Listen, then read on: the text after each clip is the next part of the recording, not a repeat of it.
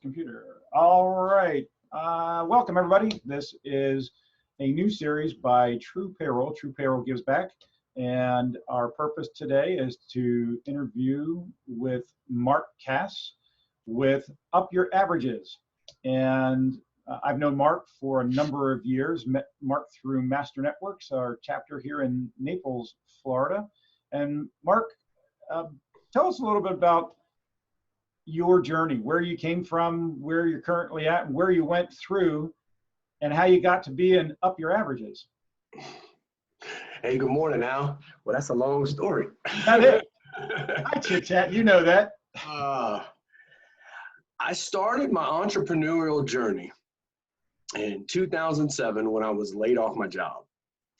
And it was in the middle of the recession that the nation was undergoing or in the middle of, and nobody could get work.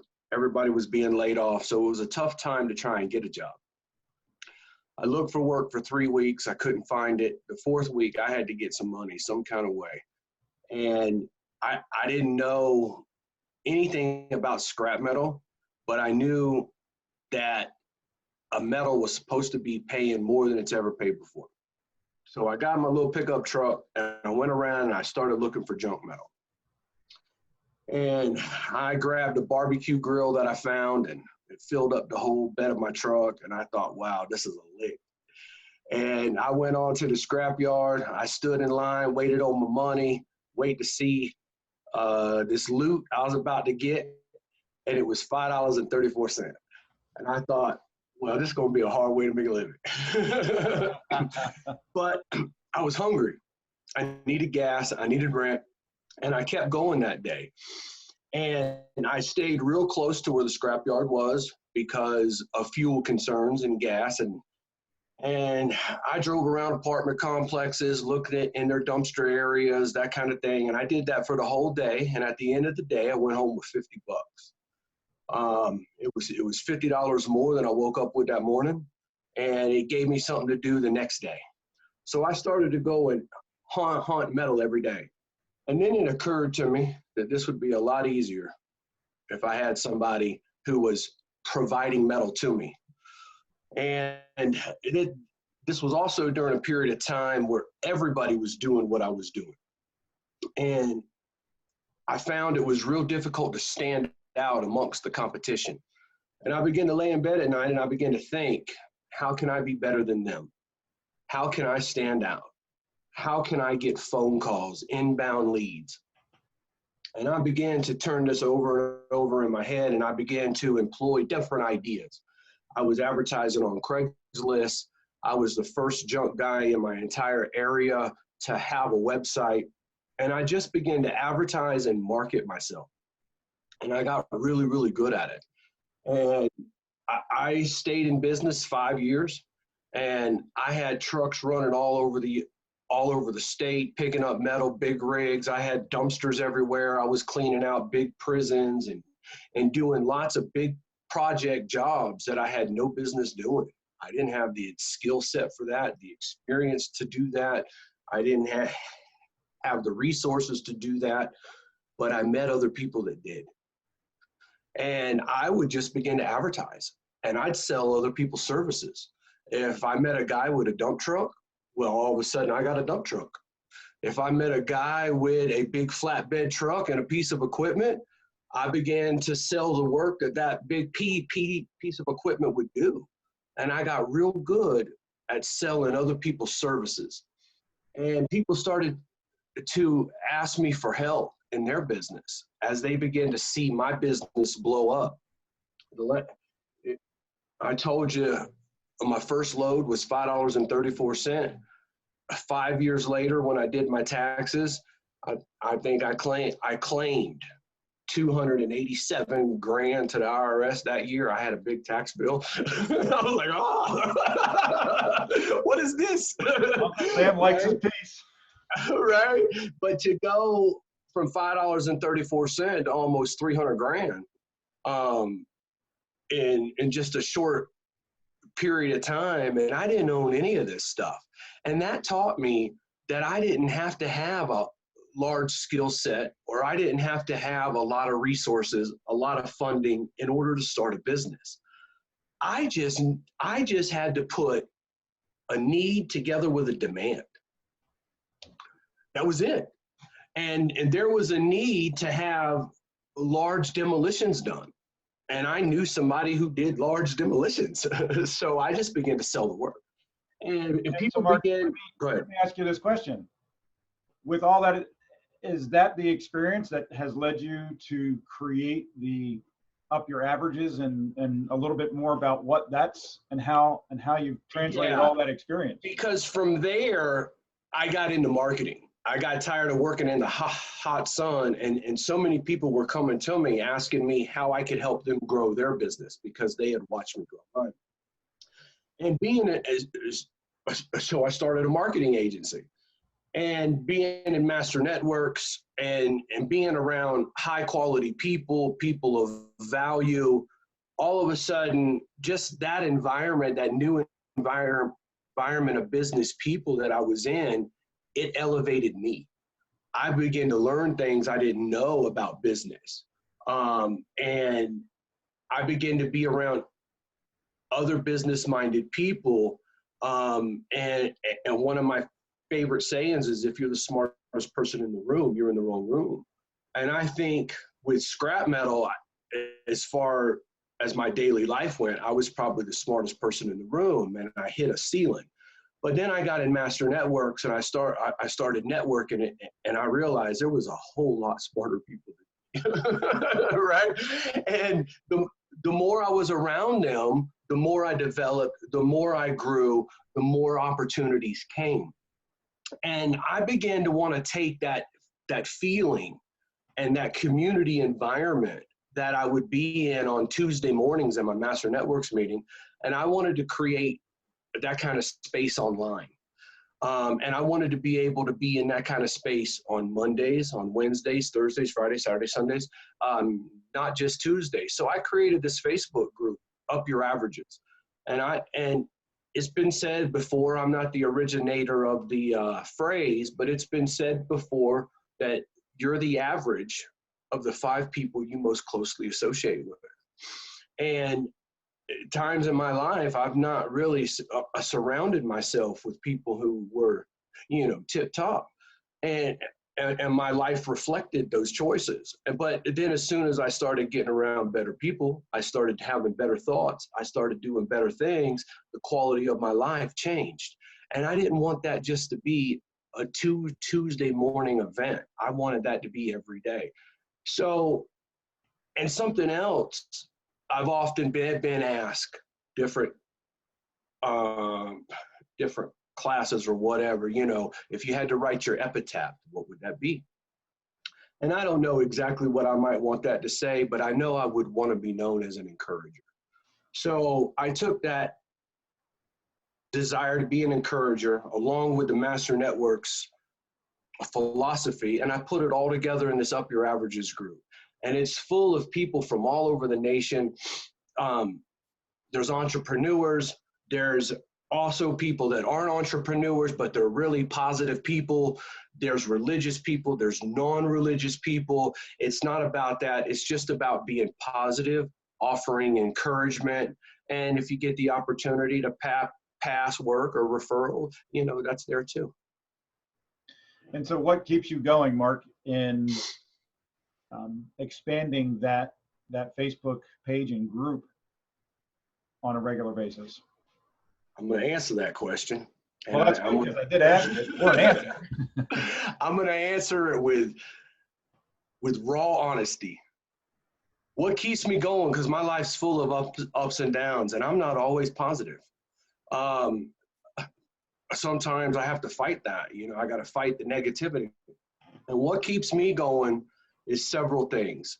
I got 2 little girls that I want to be an example for sure. I got a bunch of haters I want to prove wrong. But the biggest thing is trying to develop this Up Your Averages brand. I'm the brand ambassador. So if I do something and get mud all over my face, then I've killed my brand. So even when I don't want to be positive, even when I would like to act in a way that maybe appeals to my baser self, right? I can't. I'm the up your averages dude, right? So Accountability. I just remember what I put out, and it keeps me in check. Well, that's a really cool way of creating self accountability. Now, I don't think I've ever heard that quite before. And yes, I certainly have in different ways, but you've got it so that you put yourself in a place where you've got to do it. So that's I really got quite to. cool. You know, I'm really passionate about this Up Your Averages brand. I've had different business. I just recently shut down my business. So at the moment, I'm not self-employed, which is something new to me. But business is not necessarily my passion. Well, let's talk about that for just a quick second. You Okay. made a choice to go from the world of the self-employed to gainful employment with another organization, and you have a very specific purpose to having made that choice that you shared with me, and that actually is what prompted me to want to actually get you on here, not just for all of your other experience in what you've done for business. Do you mind? I'm going to put you on the spot. Do you mind sharing what that actual motivation? You have an end destination in mind. I do have an end destination in mind. What happened is first and foremost, I'm a daddy, and I have two little girls, and I was there when they was born. I'm no longer together with their mother, but I've never been away from my kids. We've always split custody, all that kind of thing. And I felt like business opportunities were taking me to Dallas. And I had to pursue that. And I got to Dallas and realized Dallas was a little bigger than I was. And and it was in Dallas that after a year and a half or so, I decided to shut my business down. And while I was when I first got to Dallas, I had this great plan of fatherhood. I was going to fly back every other month. I was going to try and keep a residence in South Florida, keep a residence in Dallas. And in theory, it all worked. But in reality, it was something completely different. And it didn't really work out. And I just realized I was further and further away from my kids. And the more I got into business and the more I tried to make my business succeed, the less of me there was to give to my kids. And so I shut my business down and I took a job with a restaurant, which is what I know prior to self-employment. All my family's always owned restaurants, worked in restaurants. It's real natural for me. So that's what I did. And I got hooked up with a great restaurant that is expanding all over the nation. And they have management opportunities everywhere. And they got a new store coming to Southwest Florida. And so I heard about that, and it became my goal to land at that store when it opened in a manager capacity so that I could have some stable income, perhaps benefits, that kind of thing. And I could be in one place with a predictable schedule so that I could be back with my kids and be a good daddy. Because that's what a better ultimately reason to make the choices that you have than to get back to your kids and be there for them. I commend you for doing that. There's tabling part of your own personal goals and dreams to realize them a little bit later so that you can be there for them. It's not a story that we hear many men making those choices today. When I was growing up, I also come from a split home. My mom and my dad were divorced when I was real young. And my mom would be all over the place, right? And she would come back to Florida and see me. I mostly lived with my dad. And my mom would come back to Florida and see me. And for periods of time, she would stay in Florida. And my mom used to tell me, I don't like this state. The only reason I'm here is because of you, right? And I didn't really understand that, but now I do. Because I'm making so many sacrifices and doing so many things I would not do with my own personal life, but I'm doing it for them. I'm coming back to Florida. I shut my business down. I'm doing all of this because that's where my kids are. So that's where I need to be. And I didn't understand it when my mama said it to me. But now that I'm a daddy and I'm saying it to my kids, I understand it perfectly. Right? Isn't that amazing? Yeah. Well, listen, Mark, I appreciate you jumping on with me today and sharing a little bit about your story and your reasons why. Um, I'd like to ask you one final question. Hmm. Because of your experience in being on both sides of the equation of working with somebody and for somebody and by yourself and having to do all of the work, what would you leave with somebody, that epitaph, if you will, of a final thought, whether you're in business or you're thinking about starting business, or even you're at the precipice of having to make the same choice you did, which is to maybe even potentially shut something down? What is it that you'd like to leave somebody with as a final thought on that part of being a business owner?